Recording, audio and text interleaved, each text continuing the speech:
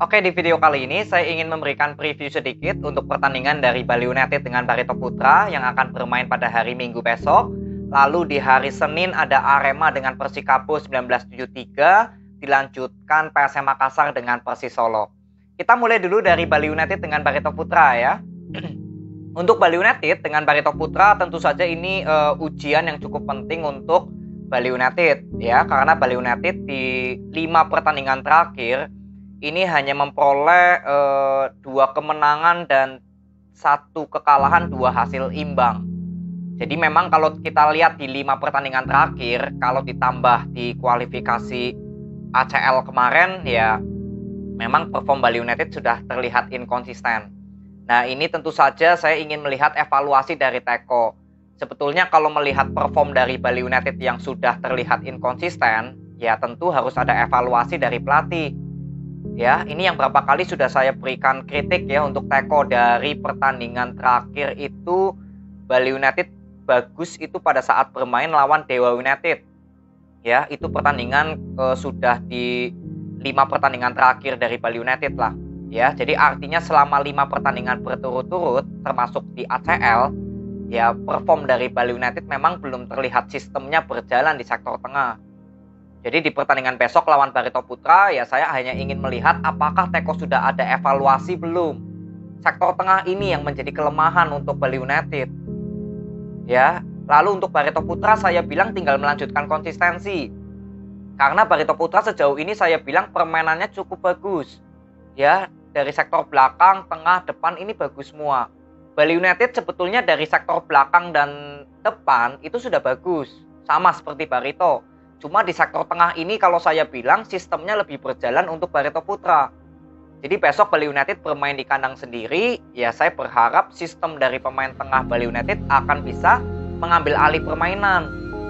Ya, Barito Putra ini bermain dengan bola possession dan cenderung lebih temponya juga cepat ya memberikan passing. Jadi kuncinya ini di pemain tengah, Mike Out atau Konate, ya ada Bayu Pradana juga di gelandang bertahan. Ini Barito Putra cukup bagus kalau boleh dibilang di semua lini. Ya, sudah hidup sistemnya. Jadi tinggal di Bali United-nya nanti yang menjadi sorotan utama saya. Ya, semoga besok lawan Barito untuk Bali United bisa menjadi tolak ukur. Kalau permainan Bali United sudah ada perkembangan. Ya, saya nggak akan melihat hasil menang, imbang, atau kalah untuk Bali United. Tapi yang saya fokuskan adalah bagaimana penyerangannya dari sektor tengah. Ini fokus utama saya untuk Bali United. Sedangkan untuk Barito Putra yang saya ingin lihat besok ya tinggal melanjutkan konsistensi. Bagaimana sektor tengah, sektor belakang, sektor depan untuk menjalankan sistem yang diberikan dari Coach RD. Apakah bisa tetap menjaga konsistensi nggak selama 90 menit ya. Paling itu aja untuk Barito Putra. Sisanya sudah oke lah, overall bagus. Lini depan bagus, lini belakang juga bagus. Tinggal untuk Bali United besok nih. Ya, kemasukannya cukup banyak, tapi menciptakan golnya juga cukup baik. Ya, tinggal di sektor tengah yang saya ingin lihat untuk Bali United. Ya, jadi selamat bertanding untuk kedua tim dan selamat menonton untuk kedua supporter.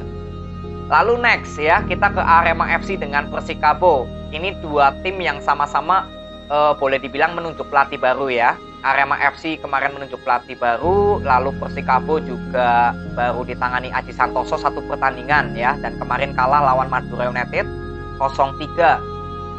Jadi untuk Arema FC ya, yang saya sudah katakan bahwa yang bisa membuat Arema FC ini bangkit atau keluar dari zona degradasi ya, target utamanya ya jelas di perform para pemainnya sendiri, terutama dari pemain asing. Ya, saya berharap seperti Loko Lingoy yang baru sembuh dari cedera, ini bisa langsung nyetel lagi.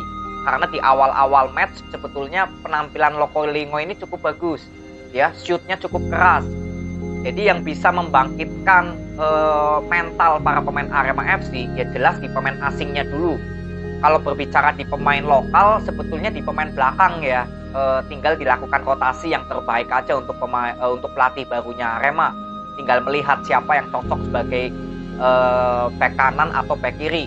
Karena kalau di back tengah kan ada Diarra juga ya dengan siapa namanya Bagus Adi ya. Ini kan pemain yang menurut saya juga performnya cukup bagus ya, Bagus Adi. Tinggal di sektor wingbacknya nih, kiri kanan ya nanti kita akan lihat pelatih baru dari Arema akan menunjuk siapa. Ya, sedangkan untuk Persikabo tentu saja yang saya ingin lihat perkembangannya bagaimana dengan para pemain untuk beradaptasi ya dengan sistem yang baru yang diterapkan oleh Coach Aji Santoso. Karena permainan bola possession ini kan permainan skenarionya Coach Aji Santoso, ya, filosofinya. Nah, ini para pemain harus bisa cepat beradaptasi. Kuncinya di situ aja untuk pemain Persikabo. Selama bisa cepat beradaptasi dengan sistemnya Coach Aji Santoso, baru kita bisa menilai perform pemain-pemain yang masuk di skema atau nggak masuk di skema. Ini akan terlihat siapa, ya. Karena sejauh ini ya baru satu pertandingan, kita masih memonitor dulu. Ya, jadi untuk Arema FC dan Persikabo ini momen ya yang cukup tepat untuk kebangkitan kedua tim.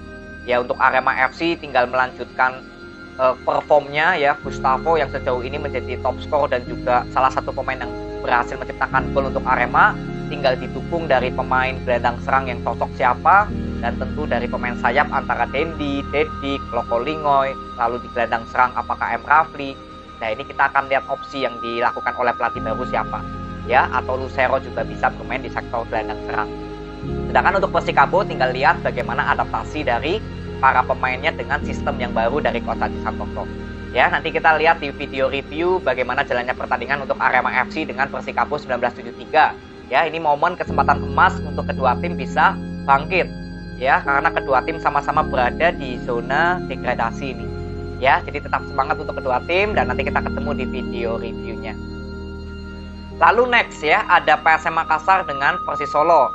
Saya sedikit ingin mereview dulu ya pertandingan kemarin. PSM Makassar menang 4-0 atas Yangon United ya, karena saya belum buat video reviewnya.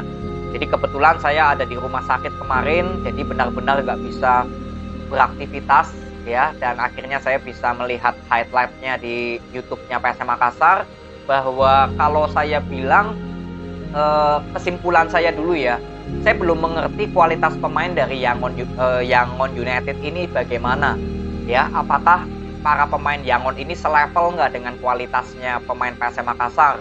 Karena kalau dilihat dari highlight-nya doang ya, itu saya melihat bahwa pemain Yangon United ini seperti masih di bawah kelasnya dari PSM Makassar. PSM Makassar ini kalau boleh dibilang banyak sekali peluang emas. Peluang emas ini artinya peluang yang 80% itu bisa menciptakan menjadi gol. Ya, ini kan PSM Makassar hanya menciptakan 4 gol. Itu sebetulnya masih banyak lagi peluang yang harusnya persentasenya menciptakan gol banyak. Ada yang kena tiang, ada yang masih diblok oleh kipernya Yangon. Jadi sangat mendominasi untuk PSM Makassar. Ya, jadi kesimpulan yang paling penting, PSM Makassar dengan kemenangan ini bisa membalikan kepercayaan diri. Lalu yang kedua, dengan adanya Ananda Rehan, kalian bisa lihat sektor tengah PSM Makassar ini jauh lebih hidup aliran bolanya. Ya, karena kan di sini tidak ada syarat untuk regulasi pemain di bawah U21 ya kalau nggak salah. Jadi artinya para pemain PSM Makassar bisa full tim. Ya, Zaki bermain dibalikan posisinya sebagai sayap kanan karena Ananda Rehan, Kenzo dan Akbar Tanjung ini bisa bermain bersama. Ya, jadi sangat terlihat bahwa PSM Makassar ketika pemain tengahnya bisa on fire, ya ini buktinya PSM Makassar bisa tampil cukup luar biasa di pertandingan kemarin.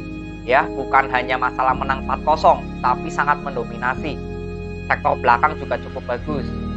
Ya, jadi selamat untuk PSM Makassar yang berhasil lolos ke AFC ya. Saya berharap PSM Makassar bisa melangkah sejauh mungkin di kompetisi Asia ini.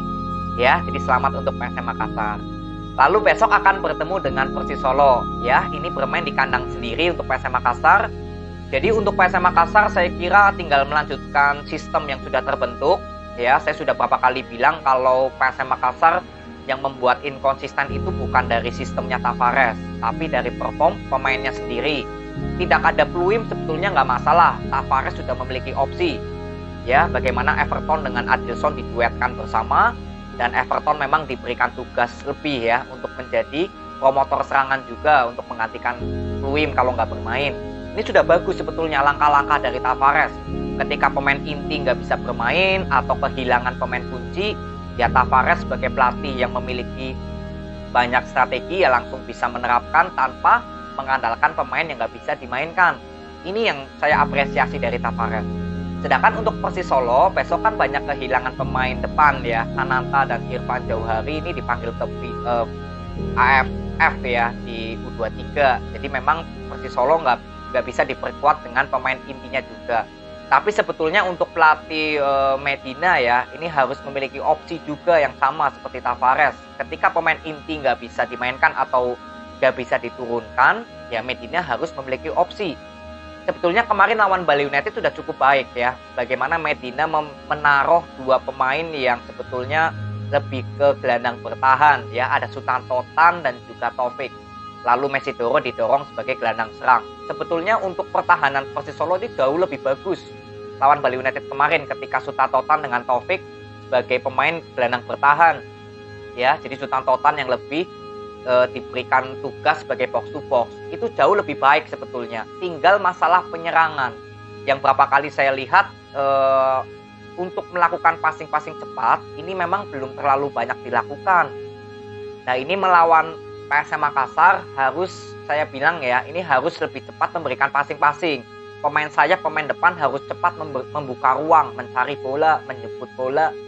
Jangan terlalu banyak melakukan skill individu. Karena PSM Makassar ini ketika bertahan, ini di zona area sendiri. Jadi transisi pertahanan dari PSM Makassar cukup cepat. Ya, sama Persis Solo juga pertahanannya cukup bagus saat kemarin lawan Bali United. Transisi pertahanannya juga cukup baik. Tapi tinggal di masalah penyerangan. Ya, PSM Makassar kalau saya bilang, kalau misalkan besok memang perform pemain bisa terlihat bagus semua ya, on fire semua, itu sebetulnya permainannya cepat passingnya. Jadi nggak terlalu lama untuk membawa bola. Sedangkan Persis Solo sebetulnya juga bisa sama mengikuti gaya permainan PSM Makassar yang cepat memberikan passing. Tapi kemarin lawan Bali United justru yang terlihat di babak pertama, CDP lebih banyak membawa bola. Nah ini yang bisa diantisipasi oleh pertahanan dari PSM Makassar. Ya, saya nggak ingin pertandingan besok PSM Makassar sudah tahu kalau CDP ini kunci dari promotor serangannya Persis Solo. Jadi ketika CDP nanti diberikan marking ya atau terus dikawal, ya permainan Persis Solo justru nggak hidup. Nah ini jangan sampai terjadi ya. Jadi saya berharap para pemain Persis Solo nggak hanya mengandalkan CDP saat membangun serangan, tapi pemain sayap dan pemain depan juga ada kreativitas untuk menjemput bola, membuka ruang ya, lalu mencari ruang kosong juga ya. Jadi kreativitas penyerangan Persis Solo juga akan terlihat maksimal. Ini yang saya harapkan di pertandingan besok. Ya, jadi nanti kita akan lihat bagaimana pertandingan dari PSM Makassar dengan Persis Solo. Jadi tetap semangat ya, selamat bertanding untuk kedua tim dan juga selamat menonton untuk kedua supporter. Semoga dari kedua tim ini bisa memperoleh hasil yang sama-sama memuaskan dan gaya permainannya yang tentu menjadi fokus utama saya untuk kedua tim. Ya, jadi ini aja, terima kasih, sampai ketemu di video berikutnya. See you.